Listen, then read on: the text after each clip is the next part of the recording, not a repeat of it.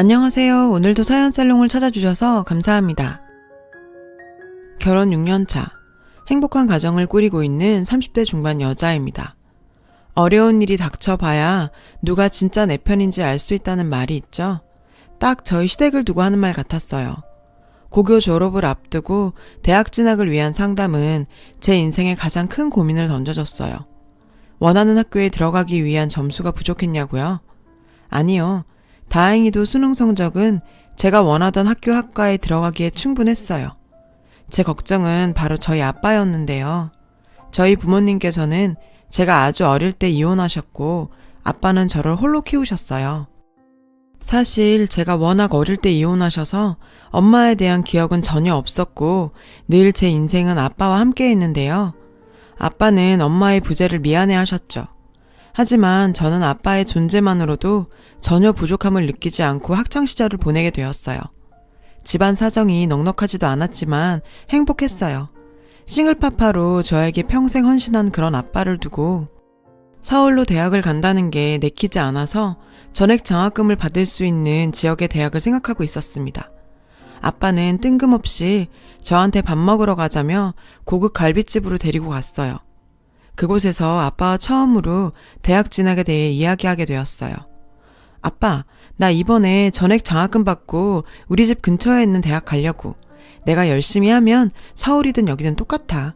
학비도 안 들고 서울에 월세도 엄청 비싸대. 우리 딸, 혹시 내 걱정 때문에 서울로 안 가는 거라면 그럴 필요 없어. 아빠 여기 친구들도 많아서 걱정 없고. 그리고 내가 우리 딸 대학 보내려고 어렸을 때부터 모아둔 돈도 있으니 그런 걱정하지 말고 네가 원하던 대학으로 원서 내.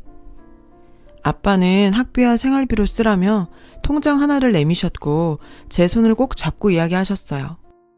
아빠는 우리 딸이 아빠 때문에 원하는 거 못하면서 사는 거 싫어. 우리 딸은 똑똑해서 뭘 해도 잘할 거야. 알았지? 아빠의 진심 어린 말에 아빠 품에 안겨 어린 애처럼 펑펑 울었네요. 저는 아빠의 지지 덕에 서울에 있는 학교에 지원했고 당당하게 합격했어요. 제 나이 20, 대학 입학을 위해 난생 처음으로 고향을 떠나 서울로 오게 되었죠. 아빠의 기대에 어긋날 수 없었던 저는 다들 놀고 즐기는 1학년 때부터 도서관에서 살다시피 할 정도로 열심히 공부했어요. 그러다 보니 캠퍼스의 낭만은 저에게는 남의 이야기일 뿐이었어요. 서울 생활이 2년이나 지났지만 저는 과에서도 거의 아웃사이더였던 터라 주말에 연락할 사람 하나 없었어요. 3학년이 되어서야 이렇게 대학 생활을 보낼 수는 없다 생각이 들더라고요. 그래서 동아리 활동이라도 시작해야겠다 싶었어요. 사실 3학년을 환영해주는 동아리는 없었어요. 포기하려는 차에 게시판에 걸린 공지를 보게 됐죠. 밴드부 키보드 구함. 어릴 때부터 10년 이상 피아노를 쳤던 저에게 딱 맞는 동아리였습니다. 그리고 운명처럼 가입하게 된 그곳에서 미래의 제 남편이 될 남자를 만나게 되었어요. 밴드부 리더이자 보컬이었던 그는 정말 신비한 사람이었어요. 노래할 때 제외하면 말하는 걸 들어본 적이 드물 정도로 과묵한 사람이었어요. 게다가 뭔가 모를 그늘이 있는 사람처럼 보였는데요. 동아리 가입 후에 저도 뭔가 대학의 일원이 된 것 같은 느낌이 좋아서 동아리 활동에 열심히 참여했어요. 그와 함께 공연 준비하면서 말이 없는 그와도 조금은 친하게 되었지만 그런 시간도 길지만은 않았어요. 졸업반이었던 그는 마지막 공연을 마친 후에 취업을 위해 더 이상 동아리 활동에 참여하지 않았어요. 그리고 얼마 지나지 않아 졸업하게 되었습니다. 그리고 그렇게 끊겼던 저희의 인연은 제가 졸업 후 제약회사에 취업하면서 운명처럼 다시 이어지게 되었어요. 원하던 회사에 입사했지만 현실은 훨씬 냉담했어요. 손대는 것마다 실수투성이에 동료들에게 피해만 주고 내가 겨우 이 정도밖에 안 되나 싶어 좌절하고 있는 저에게 누군가 말을 걸어왔어요. 너 수진이 아니야? 제 이름을 부르며 다가오는 한 남자. 아무리 봐도 누군지 모르겠더라고요. 나야 나 김영석. 카이로스 동아리. 벌써 나 까먹은 거야? 순간 김영석이라는 이름이 머릿속을 스치면서 그가 형석 선배라는 걸 알게 되었어요. 긴 장발에 늘 자유분방한 패션을 하고 다니던 그가 단정한 짧은 머리에 와이셔츠 입은 회사원의 모습을 하고 있으니까 제가 못 알아보는 것도 어찌 보면 당연한 일이었어요. 괜찮아. 못 알아볼 수도 있지. 나 많이 달라졌지? 먹고 살려다 보니 나도 변하더라. 완전히 달라진 외모와 함께 말없이 시크했던 성격도 많이 바뀐 것 같았어요. 그런 그의 모습이 뭔가 짠하기도 했지만 말수가 없어 더 알 수 없는 사람이라 벽이 있던 관계에서 조금은 더 친근하게 느껴지더라고요. 그리고 그는 저에게 정말 놀라운 사실 하나를 알려줬어요. 그가 저희 과 선배였고 제가 동아리에 들어가기 전부터 저를 알고 있었다고 했어요. 참, 얼마나 과 생활을 안 했으면 자기 동아리장이 과 선배인 것도 모르고 있었냐며 웃었는데 학교 선후배로 시작한 인연이 회사로까지 이어지게 되면서 좀 더 가까운 사이가 되었죠. 회사 끝나고 개인적으로 밥도 먹고 술도 마시면서 정을 쌓은 저희는 연인 관계로 발전하게 되었어요. 그렇게 2년간 회사 안에서 비밀스러운 연애를 즐기던 저희는 제 28번째 생일날 그의 프로포즈로 결혼 약속을 했습니다. 결혼 허락차 각자의 집을 방문하게 되었어요. 저희 아빠는 허락 같은 게 왜 필요하냐시며 그를 환영해줬어요. 그리고 그의 집을 방문했죠. 집안이 뭔가 무겁고 이상한 느낌이 있었어요. 그게 단지 느낌만은 아니라는 걸 곧 알게 되었습니다. 예비 시모께서는 시아버지에 비해 어려도 너무 어려 보였어요. 저녁을 먹는 내내 그는 어머니에게 한마디도 하지 않더라고요. 무거운 분위기 속에 예비 시부모님과 처음 만남을 마친 후 그는 저에게 본인의 집안 이야기를 해줬습니다. 사실 아까 그 여자분 내 친모가 아니야. 친엄마는 나 어릴 때 사고로 돌아가셨어. 시아버지께서는 아내를 잃은 후 내내 힘든 시간을 보내시다가 6, 7년 전쯤 등산 모임에서 만나게 된 여자분과 함께 살림을 차리셨다고 했는데 남편은 새엄마가 된 그녀가 마음에 들지는 않았대요. 아버지께서 다시 기운 차리시고 살아가시는 모습에 그저 받아들이기로 했다고 하더라고요. 남편의 이야기를 듣고 나니 남편의 첫 인상에서 뭔가 그늘이 느껴졌던 이유를 알 것만 같았는데 동시에 저와 같은 아픔이 있는 그에게 더 큰 동질감을 느끼게 된 계기가 되었죠. 그리고 결혼 후 저도 남편이 왜 이리도 새엄마를 마음에 들지 않아 했는지 점차 알아가게 되었어요. 그 사람은 시아버지가 있을 때는 천사 같은 새엄마이자 시어머니 노릇을 했는데 시아버지만 없으면 완전히 다른 사람이 되곤 했어요. 시아버지 생신날 오랜만에 시댁에서 함께 밥을 먹게 되었는데 그날도 남편은 뭔가 기분이 좋지 않아 보였죠. 시아버지와 함께하는 식사 자리에서 역시나 저희에게 살갑게 구는 시어머니셨는데 우리 형석이 많이 먹으렴. 우리 애기도 많이 먹으렴. 남편은 아무 대답도 하지 않았고 그 모습에 아버님께서는 버럭 화를 내셨는데요. 형석아, 넌 10년이 지나도 어찌 변하질 않는구나. 사람 말을 하면 대답을 해야지. 남편은 그저 묵묵히 밥을 먹을 뿐이었죠. 여보, 괜찮아요. 애 혼내지 마세요. 억지로 그게 되겠어요? 10년이 안 되면 20년 노력하면 되죠. 역시나 시아버지 앞에서는 그저 천사표 시어머니시더라고요.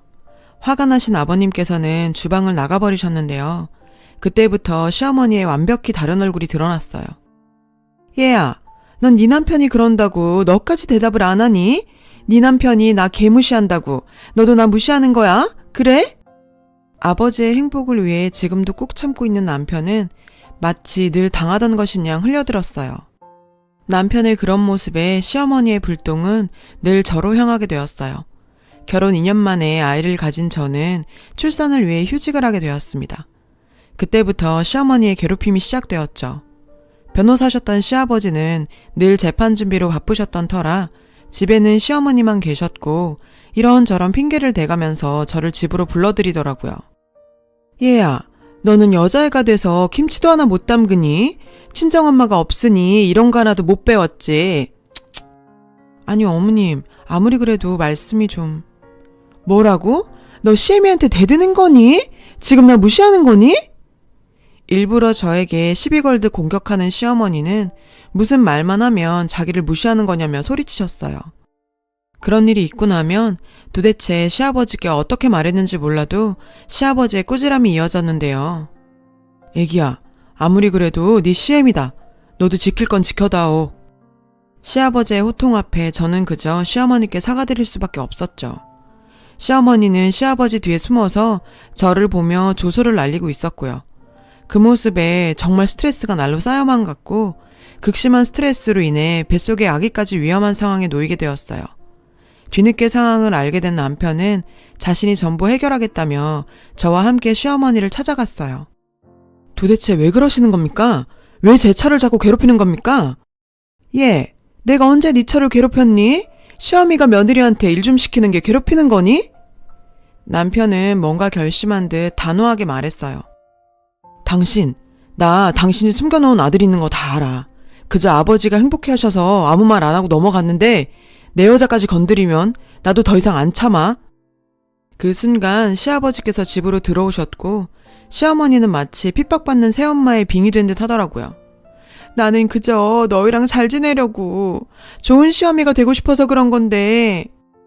시어머니의 눈물 뚝뚝 흘리시는 모습에 시아버지께서는 소리를 버럭 지르셨고 저희를 쫓아내셨죠. 형서가, 내가 널 그렇게 키웠니? 아무리 그래도 나랑 같이 살고 있는 사람한테 이렇게 모질게 굴 수 있는 거니? 꼴도 보기 싫다. 남편과 저는 아버님에게 거의 쫓겨나듯 집에서 나오게 되었고 그 후로 시댁에 갈 수가 없었어요. 그리고 1년 만에 듣게 된 소식은 시아버지가 암 판정을 받았다는 소식이었습니다. 남편과 급하게 아버님 댁을 찾아갔어요. 그곳에서 충격적인 장면을 목격하게 되었습니다. 아유, 우리 현수 고생 많았다. 이제 곧 저 노인네 죽으면 이 집에서 엄마랑 같이 살면 돼. 조금만 더 참으면. 집안에는 시어머니와 고등학생쯤 돼 보이는 남자아이가 웃으면서 대화하고 있었는데요.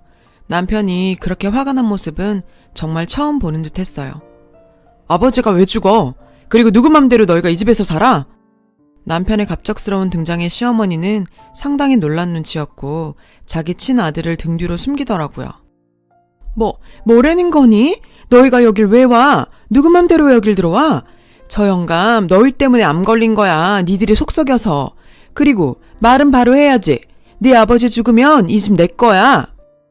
평소 시아버지 앞에서는 그렇게 잘할 수 없던 시어머니는 이제 그 더러운 가면을 쓰지 않기로 했는지 노골적으로 아버님이 돌아가시길 바라는 듯 보였어요. 당신, 아버지가 이거 알면 가만히 있을 것 같아? 그동안 너 같은 여자라도 우리 아버지 행복하게 해줄 수 있다면 그만이라고 생각해서 참아왔는데 더 이상 못 참아. 네가 못 참으면 어떡할 건데? 네 아버지 다 늙어 암까지 걸려서 골골하고 있는데? 정신도 없는 양반이 뭘 하겠어. 말하려면 해봐. 지금도 정신 못 차리고 자고 있을걸? 정말 듣고 있자니 악마가 따로 없었어요. 남편은 손까지 부들부들 떨면서 방문을 여는 순간 그 자리에 있던 모든 사람이 순간 움직일 수가 없었습니다. 시아버지께서는 방문 앞에 서 계셨고 저희의 대화를 모두 듣고 계셨어요. 시아버지의 모습을 보자 그 여자는 또 연기를 시작했는데요. 여보, 애들이 또 나를 이렇게 모함하고 업신여기네요. 당신 병간호한다고 매일 이렇게 가슴 졸이면서 지냈는데. 시아버지께서는 모든 걸 체념한 듯 담담하게 말씀하셨습니다. 내가 당신 전남편 사이에 아들 있는 거 모를 줄 알았어? 당신이 말만 하면 그 아이까지 거둘 생각이었는데 넌 끝까지 말 안 하더라. 결국 내가 죽으면 내 재산 가지겠다는 생각이었니? 여보, 아니야. 오해야. 얘는 내 조카야, 조카. 대답해봐, 현수야. 정말 밑바닥이 어디까지인지도 모를 그 여자는 멘탈이 터졌는지 결국 막말을 쏟아내더라고요. 참 다 늙은 남자랑 살아줬더니 어이가 없어서. 양심도 없지. 내가 당신 암수발까지 해야 된다는 거야. 뭐야. 모르겠고 법적으로 해. 결국 당신 수발한 것도 나라고. 이혼하면 당신 재산 반은 내놔야 해. 그거 알아? 이혼 전문 변호사인 아버님 앞에서 법으로 하자는 그 여자에게 시아버지는 진짜 법적으로 대해주셨어요. 당신이 나랑 혼인신고를 했던가? 당신 나랑 법적으로 남남이야. 그리고 병수발을 했다고?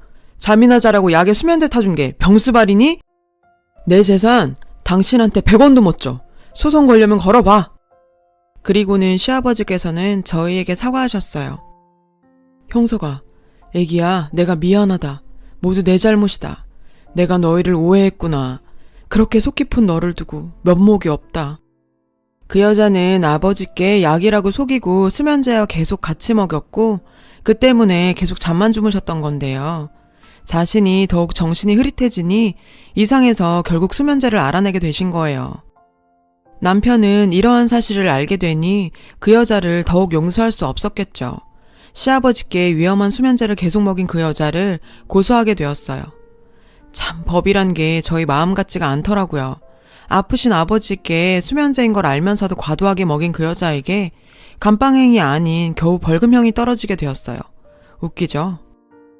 그래도 시아버지가 피땀 흘려 모으신 재산을 그런 악마 같은 여자한테 한 푼도 쥐어주지 않았다는 건 그나마 정말 다행이었습니다. 시아버지께서는 암 진단을 받고 한참을 집에서 방치했던 터라 서둘러 치료를 시작했고, 다행히 상태가 좋아서 수술하시고 현재는 회복치료 진행 중이에요. 그 와중에 저희 친정아빠가 정말 뜻밖의 제안을 해줬어요.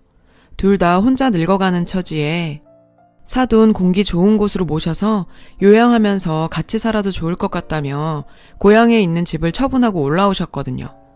시아버지께서 공기 좋은 곳을 원하시기도 하고 몸 상태도 그런 곳에 사시는 게 맞는데 맞벌이 부부에 아이까지 있다 보니 시골로 내려가는 건 무리여서 시아버지를 요양원으로 모셔야 하나 걱정 많이 했었어요. 모두의 상의 끝에 경기도에 작은 전원주택을 구해 양가 아버지를 모시게 되었죠. 거리가 가까워 저희가 반찬도 해다 드리고 들러보기도 좋고요. 사돈끼리 저러기도 쉽지 않은데 서로 형님 동생 하면서 친구처럼 잘 지내고 계시네요. 엄청난 일을 겪은 만큼 아버님도 남편도 우리 가족 더 행복했으면 좋겠습니다. 여러분, 사연 댓글에 응원과 현명한 조언 부탁드려요. 좋아요와 구독은 저에게 큰 힘이 됩니다. 오늘도 좋은 일 가득하세요.